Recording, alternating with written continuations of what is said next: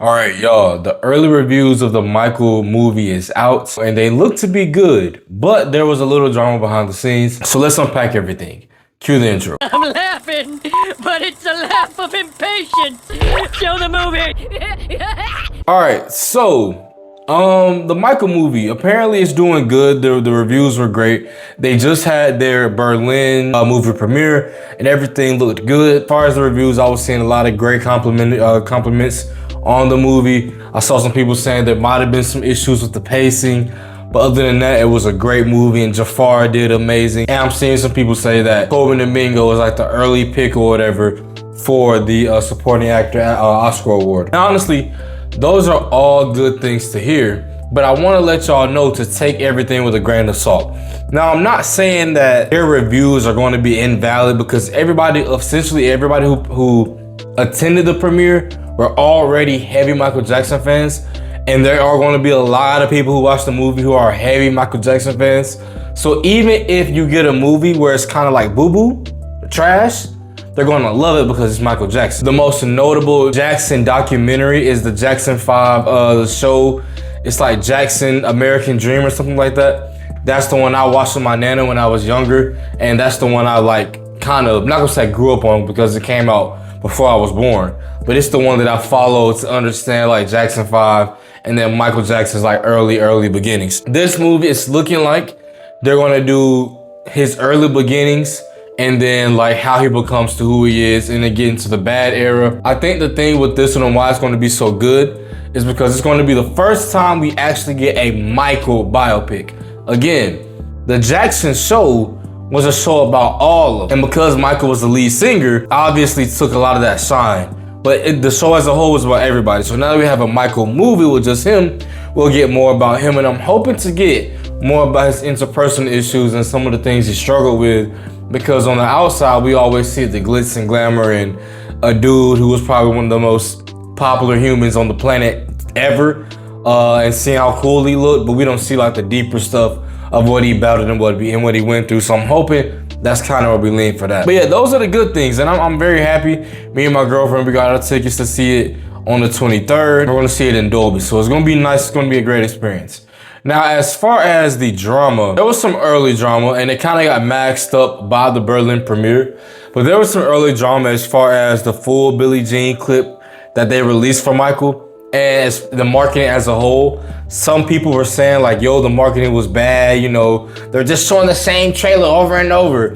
And I kind of hate that, bro, because we're in a time where they show too much of movies in the trailers now.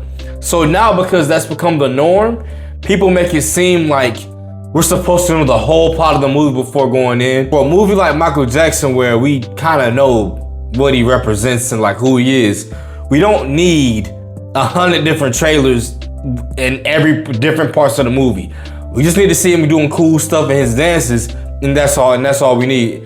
And that's what we got from the Billie Jean clips and other clips that we have as well. There was some drama as far as like, yo, I hope the editing in the movie isn't how it is in this Billie Jean clip. Why do we have to look at the audience? I have to remind y'all, this is a movie. This isn't just a recreation of all Michael Jackson's best moments. Yes, it's gonna include his best moments, but dude, if y'all wanna go see his Motown 25 performance, it's on YouTube. Everybody has seen it. We wanna see it in a movie at a cinematic format. And that's what they're doing by showing the perspectives of people in the audience. You get people loving it, and you get the little kid who's like, wow, that's what the movie is trying to convey on like how Michael makes other people feel. You know, so shut up with all the editing. I hope it isn't like this in the movie. Shut up with all that because it's supposed to be like that in the movie. And as far as the marketing, if you've been complaining about the marketing, you genuinely has just been living under a rock, all right? They had a DJ performing on the billboard, Michael billboard. There was all types of marketing overseas. There was a whole bunch of marketing in the United States and LA and different places. Y'all, a trailer isn't the only piece of marketing. If you're gonna say they were lazy with the trailers, I can see your argument on that. But don't say they're lazy with the marketing as a whole just because you think marketing is just a trailer and that's it. That's not what marketing is. All right, so some other drama. And you're gonna see this TMZ out of nowhere. As soon as all the hype and stuff was about to ramp up again for Michael, now TMZ and Variety and all these news outlets, they want to come out and say this different type of stuff about Michael. So this one is saying, like, according to TMZ, Michael Jackson's estate continues to provide for the late pop star's kids, including dropping thousands on tuition for his oldest son and tens of thousands for his daughter's Paris home improvements. I don't really see an issue with that. But, you know, apparently TMZ is biased towards Michael Jackson, so you know how that go, bro. It's like, what's the purpose of letting us know this? Like, is this supposed to be a bad thing, bro? Come on, man. And then we have another thing here. Variety posted, the original ending of Michael focused on how the child abuse allegations in 1993 impacted Jackson's life. One scene saw the king of pop staring into a mirror with a sorrowful gaze as police cars flashed lights behind him. The sequel, when investigators searched the Neverland Ranch, was among several scenes left on the cutting room floor. Lionsgate scrapped the original ending after attorneys for the Jackson estate highlighted a settlement clause with the accuser, Jordan Chandler, that barred him from being depicted in the film. They're trying to make it seem like they're purposefully leaving that out, and that's not the case. They literally legally can't talk about that because of the accuser, who was wrong. You know, I'm not gonna say apparently, you know, according to the courts, all that was thrown out, all that was wrong. So whether you think he was a child abuser, pedophile, whatever, the courts say otherwise. Now y'all can do with that information what you will. But yeah, it's just weird, man. Michael, even if he's dead, he's had so much positive stuff on people's life, and it's still being criticized for stuff that was proven to be false. So I don't know, man. And of course you got people who are saying, like, and that's why musical biopics will forever be lame, nothing but watered down homages. And that's not the case. It would be cool if they were to go into that in depth, but that's not. Biopics definitely go into those deeper aspects of people. This movie is being compared to Bohemian Rhapsody, and Bohemian Rhapsody focused on how Freddie Mercury was gay. So I don't know what people want. Like, again, with Michael Jackson, you're just not going to satisfy everybody, bro. And we have to know that. So TMZ also said, apparently Michael Jackson's estate paid millions for hefty Michael biopic reshoots.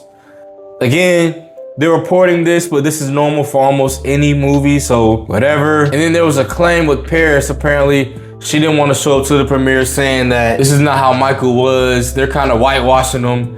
And to Paris, I say, dog, you wasn't even there when he was in his prime. And I would understand if this is like a part 2 and we're focusing on his later years in life, but dog, this movie, you weren't even there with none of the stuff they finna talk about in this movie here. And that's not to say, obviously she's heard stories and things like that, but I mean, everybody has heard stories, and she's probably heard more in-depth stories, but still, man, just a weird claim. But yeah, this is supposed to be a little slapstick video for y'all, nothing too major.